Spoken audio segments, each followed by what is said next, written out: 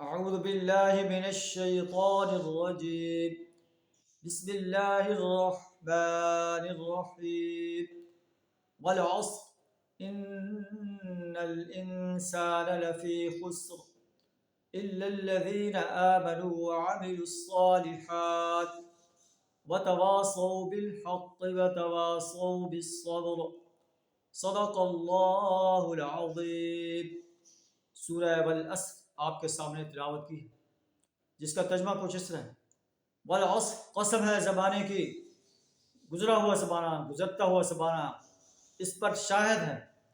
ان الانسان لفی خسر، کہ بے شک انسان خسارہ میں.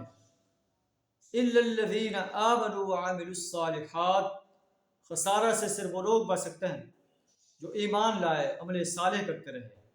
وتواصوا بالحق، حق بات کی دعوت دیتے رہے. وتواصوا بالصبر، ایک دوسرے کو صبر کی تلقین کرتے رہے. تو اس صورت کے اندر اللہ نے ایک بہت بڑا مضمون بیان فرما دیا گیا کہ دنیا کے تمام انسان خسارہ میں. اگر انسان خسارہ سے بچنا چاہتا ہے تو اپنے آپ کو ان 4 صفات سے آراستہ کرے. سب سے پہلی صفت کہ ایمان لائے، اللہ کی وحدانیت پر ایمان لائے، اللہ اکیلا ہے، وہی اس لائق ہے جو اس کی پرستش کی جائے، اس کی بندگی اور غلامی اختیار کی جائے، اس کی اطاعت کی جائے. وہی حاجت روا اور مشکل کشا ہستی ہے، وہی ایسی ہستی ہے جس کی نظر و نیاز مانی جائے، جس کی حاکمیت کو تسلیم کیا جائے، جس کی حاکمیت کو قائم کرنے کے لیے میدان عمل میں جہاد کیا جائے. اللہ کے رسول صلی اللہ علیہ وسلم کی رسالت پر ایمان لایا جائے، یوم حساب پر ایمان لایا جائے.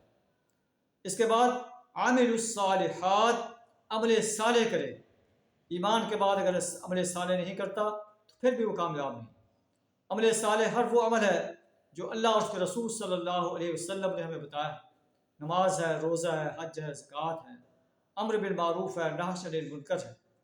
انسانیت کو نیکی کی دعوت دینا ہے، نیکی کا حکم کرنا ہے، برائی سے روکنا ہے. اللہ نے اہل ایمان کے بارے میں فرمایا کہ جب ہم اہل ایمان کو اقتدار دیتے ہیں، اقاموا الصلاۃ، نماز کے نظام کو قائم کرتے ہیں، آتوا الزکوٰۃ، زکوٰۃ کے ادا کرتے ہیں، زکوٰۃ کے نظام کو قائم کرتے ہیں، امروا بالمعروف ونہوا عن المنکر، نیکی کا حکم دیتے ہیں اور برائی سے روکتے ہیں. یہ اعمال صالح میں سے اللہ کے دین کے نظام کو قائم کرنا سب سے بڑا عمل صالح ہے ایمان کے بعد. وتواصوا بالحق، حق بات کی دعوت دیتے ہیں. جو حق انہوں نے قبول کیا ہے اس حق پر خود بھی ڈٹ جاتے ہیں اور انسانیت کو بھی حق بات کی دعوت دیتے ہیں.